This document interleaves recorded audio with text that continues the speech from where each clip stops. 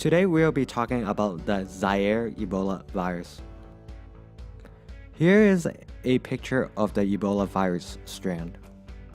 So what is the Zaire Ebola virus? It is a virus that was discovered in 1976 and experts believed that it is originated from fruit bats. It is one of many hemorrhagic fever, which is an illness that is caused by several families of viruses. It is contracted through physical contact of the fluid of those who are infected. Those that are infected with the disease experience fever, vomiting, muscle pain, fatigue, weakness, and much more. So if any of you guys are experiencing these symptoms, you might want to see a doctor about it.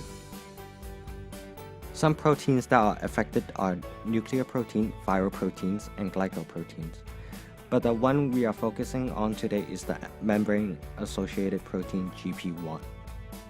This is the molecular structure of the glycoprotein that is infected with the virus. The region in red is the affected GP1, and the region in green is the affected GP2. So what exactly is GP1? GP1 is a viral glycoprotein that has 676 amino acids and 2,029 nucleotides. It is essential for infectivity since it's the only viral protein expressed at the surface. First enters the cell by tricking the cell membrane into swallowing the virus. The process is called macropinocytosis. This is triggered by glycoprotein. To visualize the cell swallowing the virus, just picture someone eating a sandwich. When the virus enters the cell, it will be in a package called the endosome. In order for the virus to take over the cell, the virus must somehow escape the endosome and into the cytoplasm of the cell.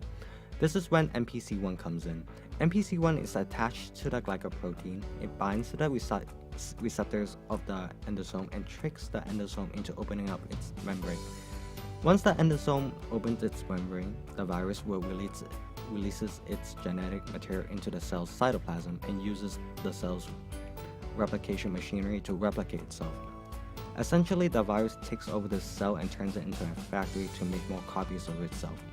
Eventually, the infected cell will release copies of the virus and they will start targeting other immune system cells and other healthy cells like liver cells.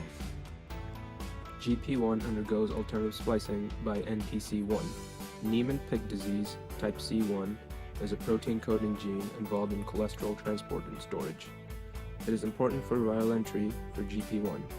Studies have shown that by preventing the binding of NPC1 to GP1 allows it to inhibit the viral infection, therefore suggesting that NPC1 can be a major contributor to an Ebola antivirus viral drug. This is an image of the GP binding to NPC1. As you can see, the Ebola virus is attached to the GP protein, which is attached to NPC1, which is then attached to the cytoplasm.